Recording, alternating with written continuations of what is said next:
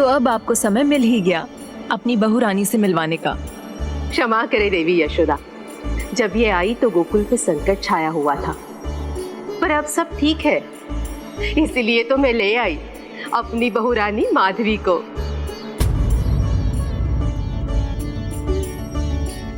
अरे बहू रानी, तुम वहां क्यों खड़ी हो? भीतर आओ।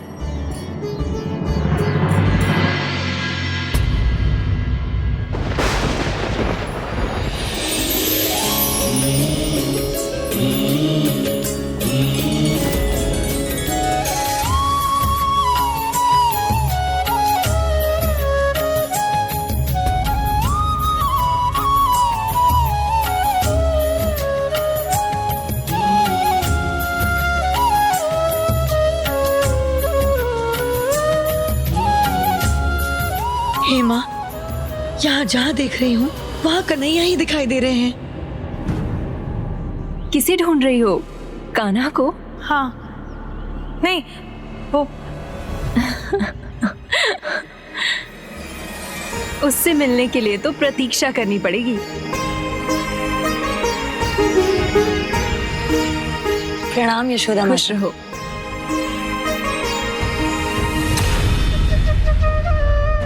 कन्हैया,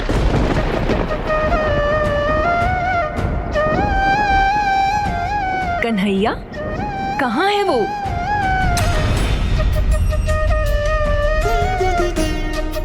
कहाँ दिख रहा है तुम्हें कन्हैया?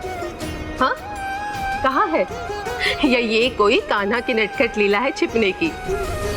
कान्हा, अरे सामने तो आओ, तुम्हारी काकी तुम्हारे लिए लड्डू ले आई है। नहीं है वो। यदि होता तो लड्डू को सूंघकर ही चला आता। मुझे लगता है माधवी को भ्रम हुआ है। कान्हा के दर्शन की इच्छा होगी ना। अब आप लोग इतने प्यार से लड्डू बनाकर लाए हैं तो कान्हा को अपने हाथों से खिलाकर ही जाइएगा। हाँ हाँ, पर ऐसे भी सुंदर और उसके पिताजी मथुरा गए हैं काम से, तो उन्हें आने में भी देरी होगी। तो हम यही बैठकर उनकी प्रतीक्षा करेंगे और कान्हा को अपने हाथों से लड्डू खिलाकर जाएंगे। उचित है। साक्षात दर्शन की इस घड़ी में द्वंद्व का घेरा है, किंतु हृदय में तुम्हारा बसेरा है। ना देखूं तो हृदय टूट जाए और देखूं तो माँ का वचन। दुविधा बहुत कष्ट देती है, इसलिए उसे तो अपने मन मस्तिष्क के निकट भी नहीं आने देना चाहिए। माधवी भी दुविधा में जकड़ी बड़ी विडंबना का सामना कर रही थी। ना अपने कन्हैया से जुड़ाव का अनुभव कर पा रही थी और ना ही उनसे दूर जा पा रही थी।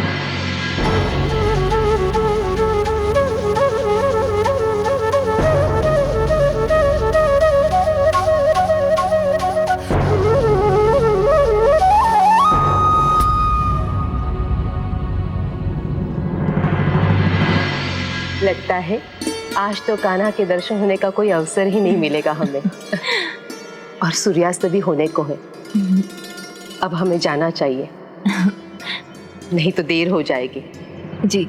और हाँ, अब ये लड्डू अपने लल्ला को अपने हाथों से खिलाना।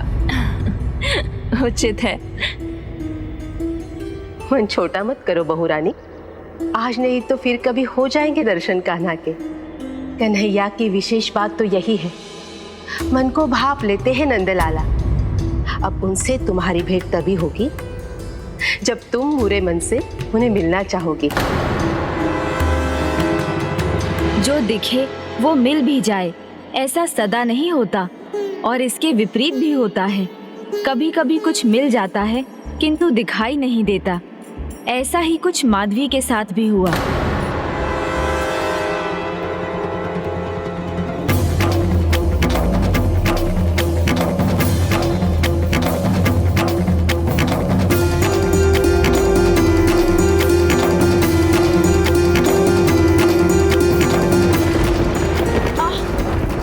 माता, मेरी आंख में कुछ गया है।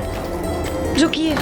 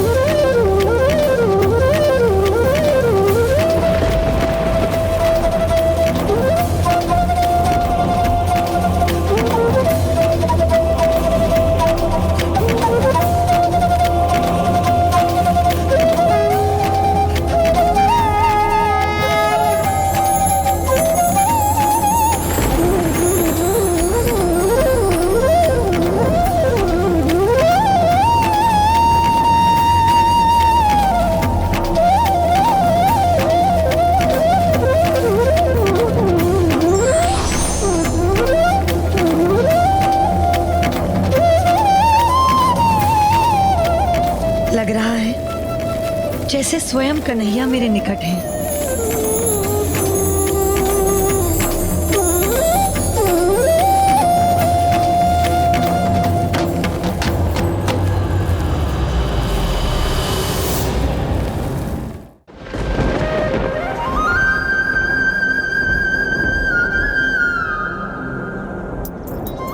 पुत्री, ये मयूर पंख तुम्हें किसने दिया?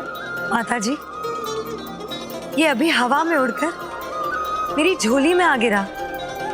ये कोई साधारण बात नहीं है पुत्री, स्वयं भगवान का आशीर्वाद है। इसे संभाल कर रखना। खाली आंचल हो या हथेली, यदि उसमें एक पत्ता भी आकर गिरता है ना, ये भगवान के आशीर्वाद के समान होता है। फिर तो ये मयूर पंख है, कान्हा का अत्यंत प्रिय।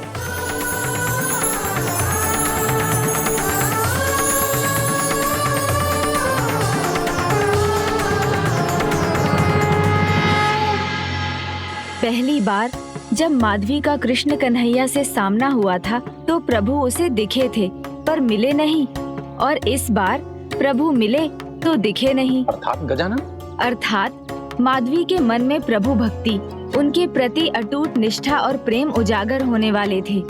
ये उसी का संकेत था, किंतु उसके पहले माधवी द्वारा कृष्ण कन्हैया को उनकी संपूर्णता में पहचानना भी तो आवश्यक था। इस गांव में सुवर्ण और रजत के आभूषण भी फीके पड़ जाएं इसके सामने, क्योंकि मयूर पंख मिलने का अर्थ है कान्हा की कृपा दृष्टि मिल गई है। माधवी, आप तो जैसे अपने कृष्ण कन्हैया की पल पल की लीलाओं से परिचित हैं। आपकी जीवा पर सदा उन्हीं की बातें रहती है। हाँ, और तुम तो ऐसे दूर भागती हो जैसे कि उनकी बात ना सुनने की सौगंध ली हो तुमने। माधवी, कुछ भाव छिपाने से भी नहीं छिपते, वो उजागर हो ही जाते हैं। तो क्या करूं? क्या आप इस बात के लिए मुझे दंड देंगे? अपने कन्हैया के बारे में मुझे बताएंगे नहीं? अरे क्यों नहीं बताऊंगा, मैं तो सदा ही इसके अवसर ढूंढता हूँ। फिर कुछ ऐसा ही हुआ। एक दिन माधवी कुएं से पानी भरकर ला रही थी, तभी मुरलीधर की मुरली की धुन सुनी तो उसे सुनकर स्वयं को रोक ही नहीं सकी।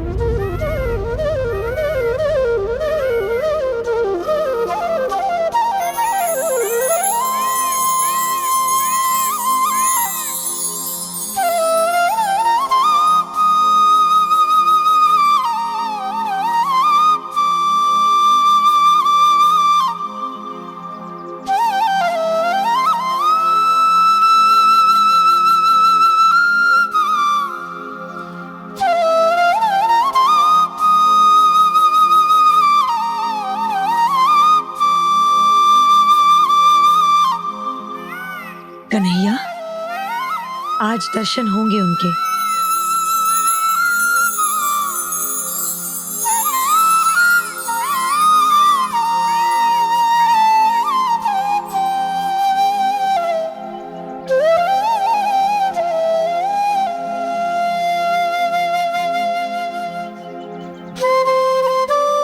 जब तुम मेरे कन्हैया को बंसी बजाते हुए देखोगे ना माधवी, तो तुम्हारे मन में जो प्रेम और भक्ति का ज्वार उमड़ेगा, उसे तुम रोक नहीं पाओगे।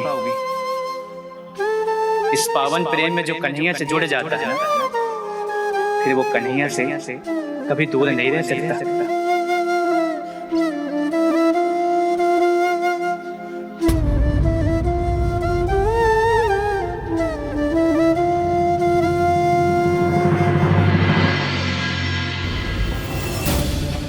उस गांव की सारी गोपियां उसके प्रेम में मगन है। मुझे इसी बात का डर है, कहीं वो तुम्हें भी रिझा न ले, और इसीलिए कृष्ण कन्हैया से तुम दूर ही रहना। मैं आपको वचन देती हूँ माँ। नहीं, वचन दिया है मैंने, मैं आगे नहीं बढ़ सकती।